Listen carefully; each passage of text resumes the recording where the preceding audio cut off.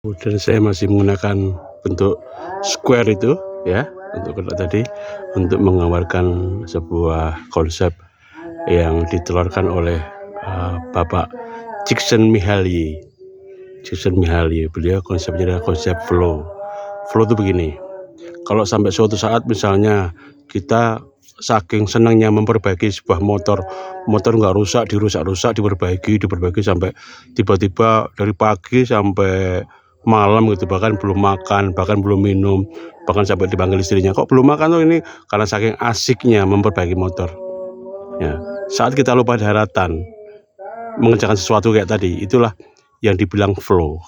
Karena di dalam flow itu ada kenikmatan, ada sebuah nilai yang dia dapatkan, ada sebuah upgrading, ada sebuah reward. Rewardnya bukan dari orang lain, rewardnya bukan berupa apa, tapi rewardnya adalah ini aku suka gitu. Misalnya ada seorang yang punya off-road gitu ya, dia bisa di bengkel mengerjakan, benar dia juga orang yang sebenarnya nggak kekurangan duit, tapi dia bisa memperbaiki ini karena dia pengen menunjukkan, pengen sekali berhasil di dalam satu titik. Jadi ada konsep flow begitu. Jadi di sini adalah, kalau flow tadi yang di sini sisi bawah itu adalah level dari kemampuan atau skill. Di bawah itu skillnya, skill rendah, skill tinggi. Di sebelah atas ya, di yang vertikal adalah level tantangan. Ini tantangan, sini skill, kemampuan rendah, kemampuan tinggi, tantangan rendah, tantangan tinggi ya. Nah, flow yang baik itu ya flow yang di tengah-tengah sini, mulai mengecil membesar gitu, membesar miringnya 45 derajat. Itu flow yang memang membuat orang jadi menikmati, indah. Karena apa? Kalau yang di bawah itu adalah skill, ini tantangan. Kalau skillnya rendah, tantangannya tinggi, dia stres, mau bunuh diri, dia anxiety, gelisah, dia merasa nggak mampu, dia ada di titik sini. Jadi kalau ini ada garis tengah gitu ya. Nah, kalau skillnya rendah dikasih tantangan tinggi, dia stres, mau keluar, mau kabur, nggak kuat menahan derita gitu, ya kan? Bukan lagunya kalau lagunya Panjabuda itu Demiko dan si buah itu, dia masih di sini. Walaupun susah setengah mati, Demiko dan si buah itu dia masih tetap ya ajar aja. Kalau orang Betawi bilang, gua antepin aja, ya kan? Kalau orang Jogja bilang kalau orang Semarang, Jogja ya, orang Semarang bilang, tak tatai, aku adepin gitu, ya kan? Aku adepin gitu. Lu jual gue beli gitu. Kalau di sini ya, gitu.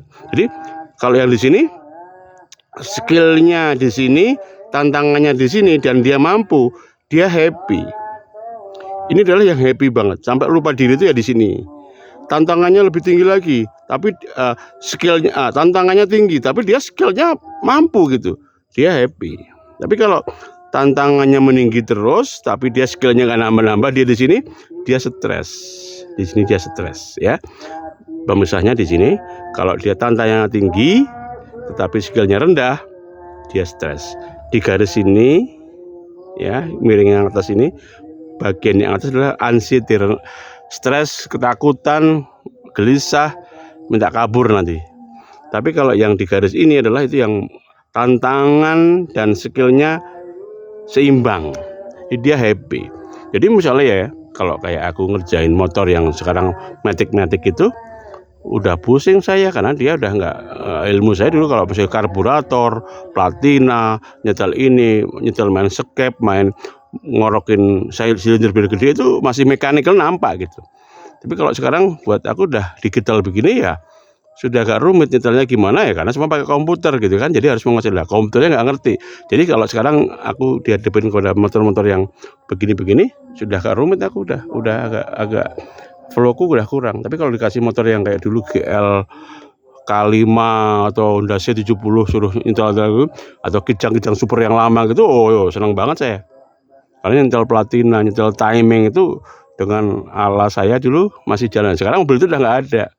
Nah, begitulah. Jadi kalau saya bisa menghadapi tantangan karena kemampuan saya ada, saya akan happy.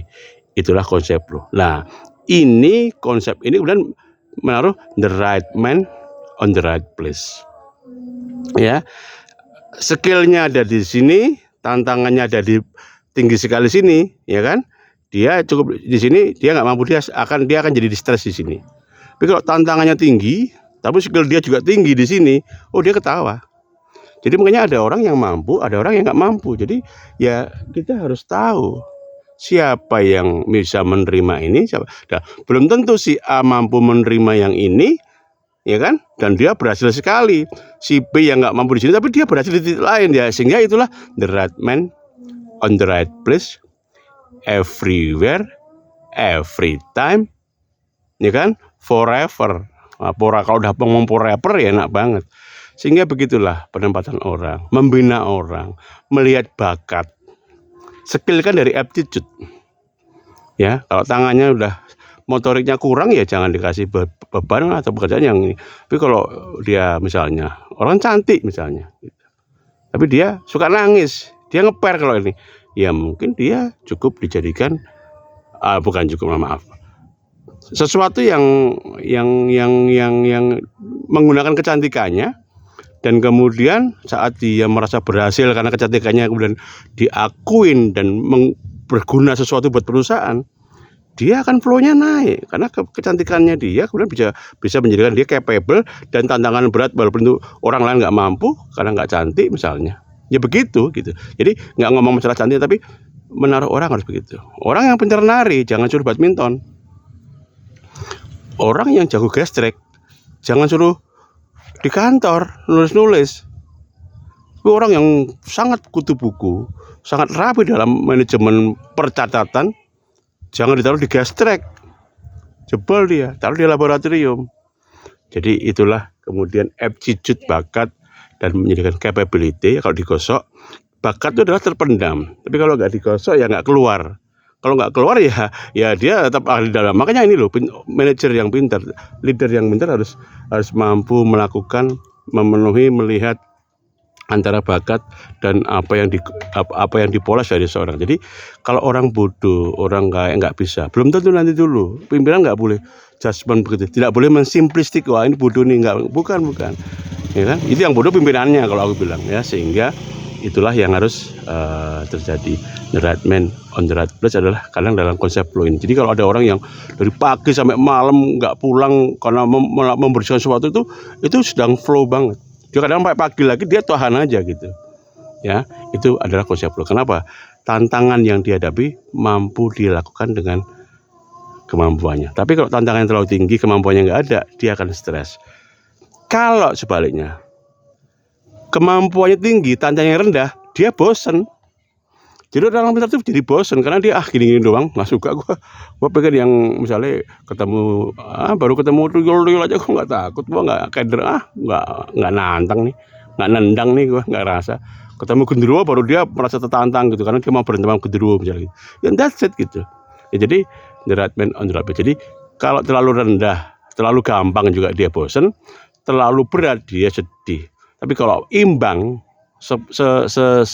linear bersamaan proporsional lah ya, itu dia tertantang tapi dia juga capable, dia suka sekali. Lah kita harus bisa bikin orang semua di level yang sini semua. Nggak apa-apa, dia pintar di sini, pakai untuk yang itu. Dia pintar di sini, pakai untuk yang itu. Jadi nggak harus semua orang bisa di semua ya, kita mencari. Dan tapi itu bisa juga dibina. Ya, bakat kalau nggak dipoles nggak jadi juga. Begitulah kawan. Aptitude menjadi kemampuan. Tantangan itu kan memang pekerjaan ada tantangan loh. Lah kita taruh yang tepat. Tapi lama-lama orang tuh tantang kecil berhasil, tantang kecil, keberhasilan kecil itu bisa menjadikan orang tuh jadi flow. Dia bangga, dia paham bahwa dirinya mampu. Nah, memunculkan orang bahwa dia mampu itulah yang penting, tapi itu juga yang sulit. Manajer nggak sabar. Jadi ada yang orang menghack orang supaya kerja di dia, kalau nggak dirawat pun ya dia juga jadi nggak berkembang, karena dia memang nggak bisa ngembangin orang kok. Beli doang, ngambil doang, naikin gaji, tapi dia juga nggak bisa ngerawat buat apa gitu ya. Pasti akan kabur orang ini karena dia bosen, dia nggak merasa nggak tertantang. Begitu. Itulah flow dari Tuan Csikszentmihalyi. Dan konsep flow ini juga ada di bawah, menjadi di bawah payung, menjadi sub juga dari konsep positive psychology ya.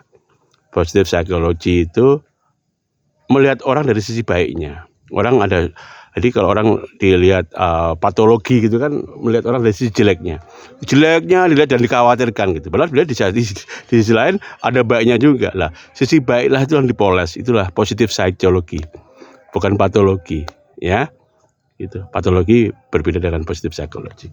Jadi dari hiper ke hipo gitu ya. Jadi ke inilah apa normal gitu ya. Begitu. Terima kasih.